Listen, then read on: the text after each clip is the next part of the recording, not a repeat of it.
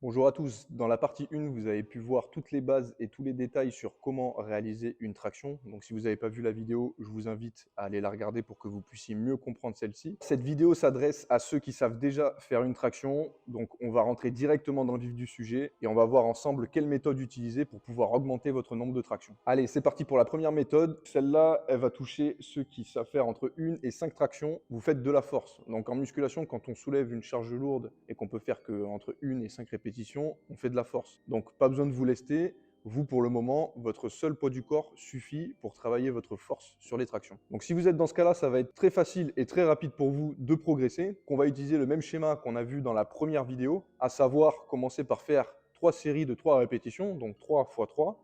Séance d'après, 4 x 3, 4 séries de 3 répétitions. Et séance d'après, 5 séries de 3 répétitions, donc 5 x 3. Et à partir de là, la séance d'après, on retournera à 3 séries, mais cette fois-ci avec 4 répétitions. Donc on fera 3 x 4, 4 x 4, 5 x 4, et ensuite, une fois arrivé à 5 et validé, on repartira avec 3 séries, et cette fois-ci de 5 répétitions. Bien évidemment, je te conseille de faire une capture d'écran du tableau, comme ça tu l'as toujours sous la main, ça peut toujours servir. Voilà, donc ça c'était la première méthode, très facile à implémenter en début de séance si vous suivez déjà un programme. On va passer à la deuxième méthode. Ça va être tout simplement un minimum. Ça va être un nombre de mouvements donné chaque minute. Donc là, on va prendre comme mouvement une traction, une répétition de traction, et vous allez effectuer une répétition toutes les minutes. Et ce, pendant 30 à 40 minutes, histoire de faire un maximum de volume.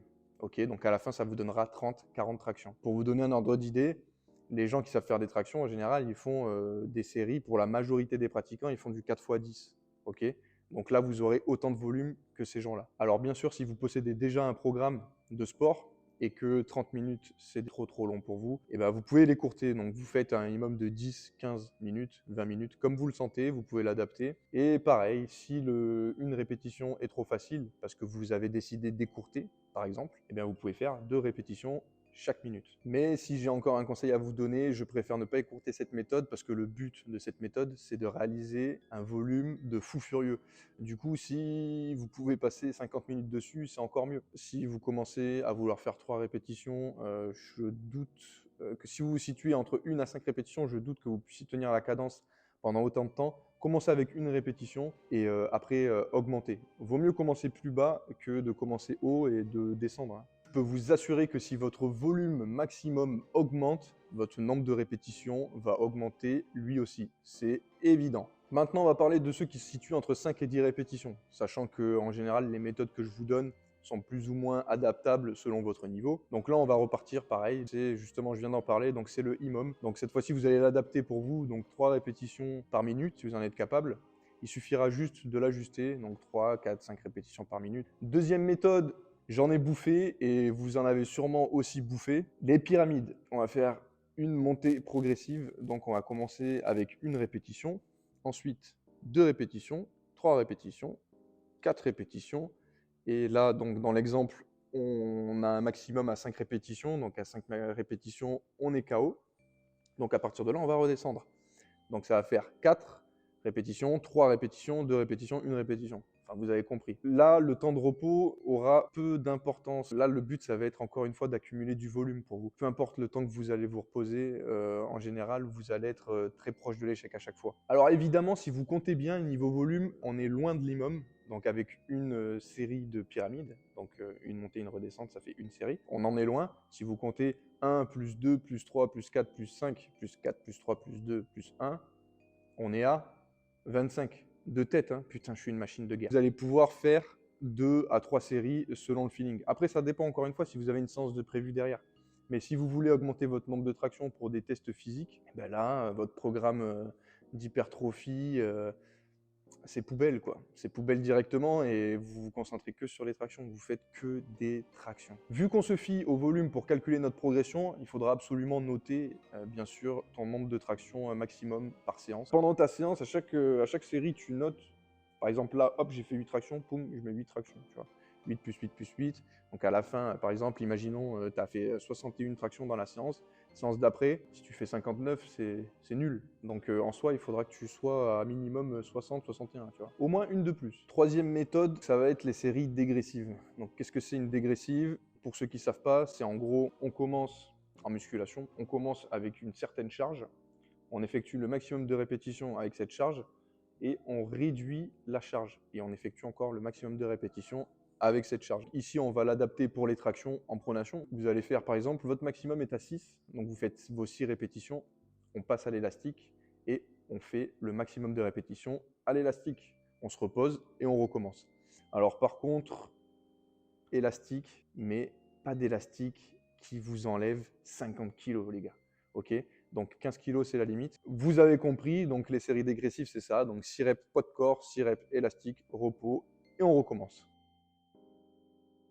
Alors, volume et fréquence. Fréquence, ça ne va pas bouger 2 à 3 fois par semaine. 2 fois par semaine, ça peut être bien. 3 fois par semaine, ça peut être bien aussi. Je vais expliquer juste après pourquoi. Pour commencer, le volume, ça sera super important de tout noter à l'écrit. Le premier qui vient me dire qu'il retient de tête ce qu'il a fait il y a 6 semaines, ça va, tu vois, hein? Voilà, vous m'avez compris. Donc, tu prends ton stylo, ton cahier et tu notes. Parce que vous ne savez pas où vous venez, vous ne savez pas si vous progressez. En fait, vous ne savez rien. Tu ne sais pas si tu as progressé. Tu ne sais pas ce que tu as fait il y a 2 semaines. Du coup, en fait, les 3 derniers mois, si ça se trouve, eh bien, en fait, ce que tu as fait, ça ne servait à rien. Et tu ne peux même pas te rendre compte de ça. Donc, on note tout et on essaie de faire plus de traction. Enfin, c'est même pas on essaie, c'est on fait plus de traction à la séance d'après. Maintenant, on va revenir un peu sur la fréquence. À quel moment ça va être bien de s'entraîner 3 fois par semaine? Alors, ça va être bien si vous réduisez le volume total. Imaginons qu'avec une fréquence de 2 fois par semaine, vous faites 100 tractions par semaine. Donc ça fait 50 et 50 par séance. Si vous vous entraînez 3 fois par semaine et que vous faites 50, 50 et 50, ça va faire 150 tractions. Vous n'aurez pas la capacité, avec votre corps de fragile, de débutant, pardon, d'encaisser autant de volume. Donc ce qu'on va faire, c'est qu'on va réduire un peu le volume. Donc, au lieu de faire 50, 50 et 50, vous allez faire 40, 40, 40. Ce qui fait 120. Exactement. C'est comme ça qu'on travaille intelligemment. On ne va pas se bombarder parce que, en fait, le truc, c'est que si vous tenez les 3 fois par semaine et que vous faites 50, 50, 50 en n'ayant pas la possibilité de récupération requise derrière, bien malheureusement pour vous, vous allez arrêter. Ou alors vous allez sauter des séances parce que vous serez fatigué, vous allez pleurer parce que vous avez des courbatures de tapette. Alors maintenant, on va traiter le cas des points faibles. Il va falloir analyser ces points faibles. Là, on va traiter du cas le plus commun. Donc, un manque de poigne. Vous êtes en train de faire vos tractions en fait et vous êtes limité non pas par la force de votre dos, mais parce que vos doigts en fait glissent sur la barre et en fait vous vous retrouvez sur le bout des doigts à la fin et donc vous n'avez même plus la force de tirer tout simplement. C'est ça qui vous pénalise. Là c'est très simple, donc il y a plusieurs techniques qui vont s'offrir à vous. Première technique, vous allez faire une traction, vous allez rester suspendu 10 secondes, faire une traction, rester suspendu 10 secondes, faire une traction, rester suspendu 10 secondes. Je ne sais pas combien de fois je vais le répéter. Donc voilà, vous avez compris.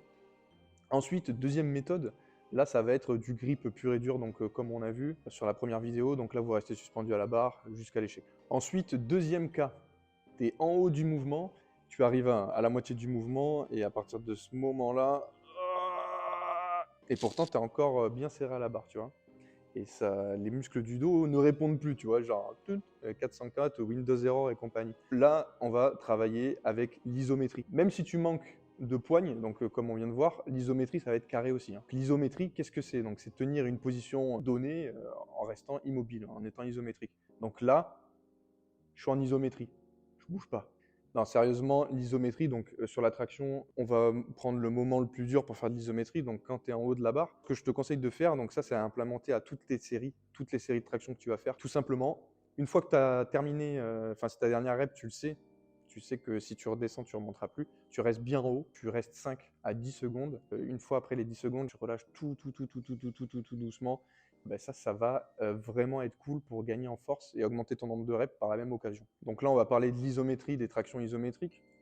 Donc vous allez faire votre première traction, 5 secondes en haut, 5 secondes au milieu, 5 secondes en bas. Vous remontez, 5 secondes en haut, 5 secondes au milieu et 5 secondes en bas.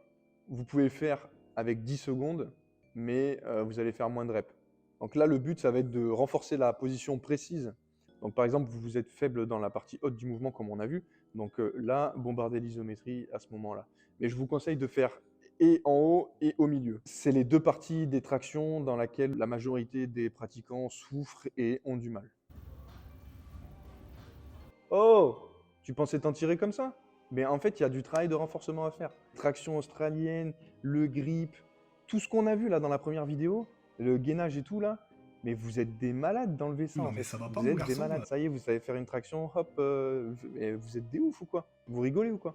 Donc sans déconner, là, il va falloir se mettre au boulot. Donc vous faites votre bloc traction, donc bloc force, et ensuite vous faites bloc renfo, donc qui dure 10 minutes, un quart d'heure à tout casser. C'est rien. En plus, si vous prenez des temps de repos assez courts, donc 1 minute 30, ça va faire bosser votre condition cardiovasculaire en plus. Donc c'est toujours bon à prendre et c'est bénéfique pour tout le monde. Traction australienne, 8 à 15 répétitions. Ne me dis pas que c'est trop facile, parce que si c'est trop facile, t'es un mytho. Tu peux augmenter la difficulté de l'exercice en modifiant l'inclinaison de ton buste. Tu peux rajouter du poids en te lestant. Bon, ça, il faut du matos, j'avoue. Tu peux, par contre, ajouter du tempo. Donc 2 secondes de montée, 2 secondes d'isométrie et 2 secondes à relâcher, ainsi de suite. Et là, si tu arrives à faire les 15 répétitions avec 1 minute 30 de repos, 3 fois, reviens me voir, mais je suis pas sûr. Ensuite, si vous avez accès à une salle de sport, il y a des exercices qui sont très bien, comme le tirage vertical, tirage horizontal, rowing, etc. Mais ça, c'est des exercices annexes. Ça va servir à renforcer votre action, mais c'est pas ça qui va faire la majorité du travail pour renforcer votre action. Vous l'avez compris.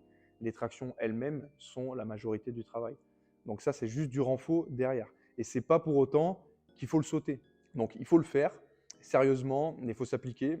Vous pouvez aussi renforcer vos biceps. Donc là, au poids du corps, biceps curl à la barre ou aux anneaux, c'est un exercice assez technique pour les débutants.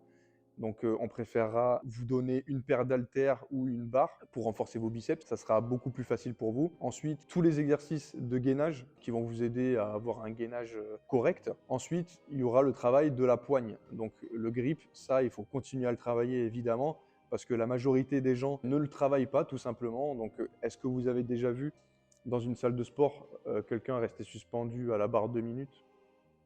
Personnellement, moi, ça m'est jamais arrivé. Ça, super important. Donc, moi, à votre place, franchement, je garderais bloc traction et renforcement musculaire. Je mettrais traction australienne, du curl pour renforcer les biceps, de la poigne, des exercices d'abdominaux et c'est terminé. Voilà, messieurs, dames, on arrive à la fin de la vidéo. Donc, si vous avez des questions, espace commentaire. Si le contenu te plaît, tu t'abonnes, tu actives la petite cloche pour avoir les notifications et être au courant quand je sors une nouvelle vidéo. Et je prends juste 10 dernières secondes pour vous dire qu'il va y avoir du lourd, en fait, tout simplement, qui va arriver. Donc, vraiment, restez connectés. Il y aura encore des vidéos explicatives, tutos, etc. Mais on va passer sur des trucs un peu plus sérieux et je pense que vous allez kiffer.